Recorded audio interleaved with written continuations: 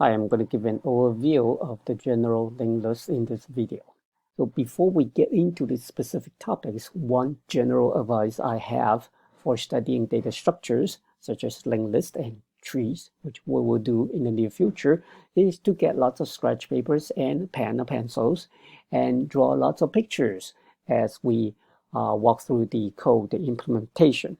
This will really help us to understand these data structures. So just a quick review of what we knew about linked lists before when we actually use linked lists to implement a stack data structure is that, well, linked list is a very versatile data structure. It's been very well studied. It mainly just consists of a number of nodes, and each of these nodes would typically contain a pointer pointing to the next node in the linked list. And specifically for a stack, we have the stack has one pointer, we call it the top of the stack, that points to the first node in the linked list, and then the last node in the linked list, next pointer is always pointing to none. Okay, and for the stack, it supports two operations. One is push, one is pop. So when we want to push a new node into the stack, what we do is we make the top pointer point to the new node, and then the next pointer of the new node point to the original top. And this is the code to do that, just 2 lines, very straightforward. And in the pop operation, then what we want to do is we return what's the top pointer what's pointing to, and then we set the top pointer to pop to the next pointer of the original top. So that's the picture, and here's the code. It's slightly more complicated, and also we should deal with the case where the top of the stack itself is pointing to none, that the stack is empty. Right?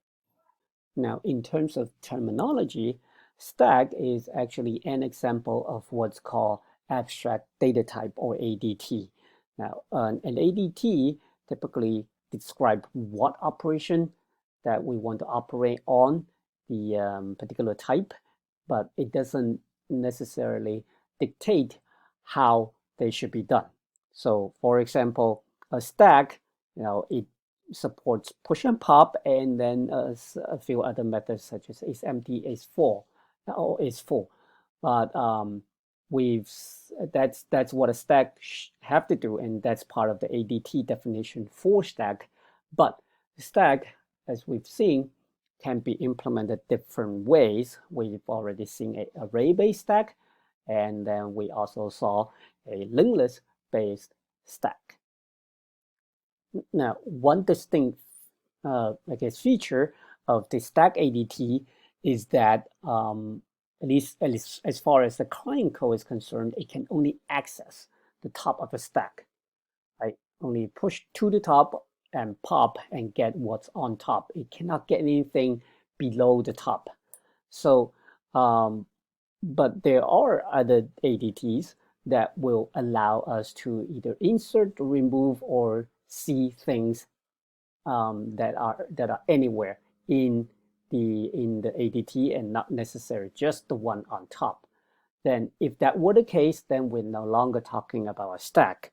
And there are many such ADTs, one of which is the general linked list.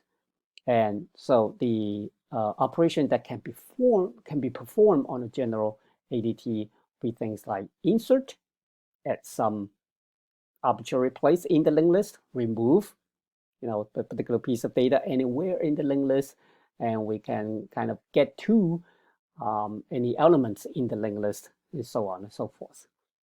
Now let's look at a couple of these operations in a high level to get a general idea of what they should do. So the first one is insertion of a new node into some arbitrary position in the linked list.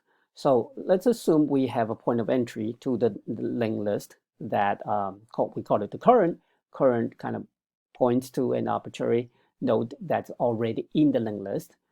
And so when we want to insert a new node, then what should happen is that the current's next pointer should point to the new node, and the new node's next pointer should point to the current node's original next, right? This is the original picture, and this is the new picture after the new node is inserted. This is still a linked list, but now with one more node right after the current node.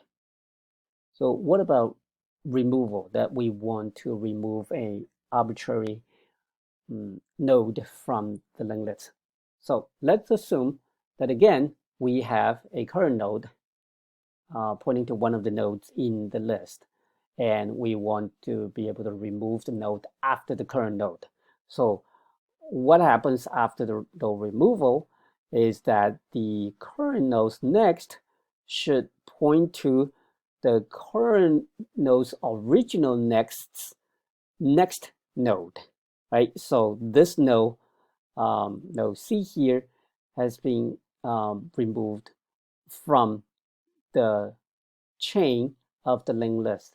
Now, an optional kind of operation is for the node that has been removed, we also remove its next pointer so that it no longer has a entry into the linked list. So now we have an idea what those insertion and operations should do.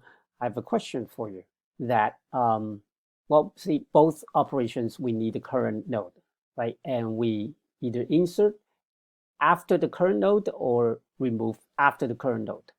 The question is, can we insert before the current node?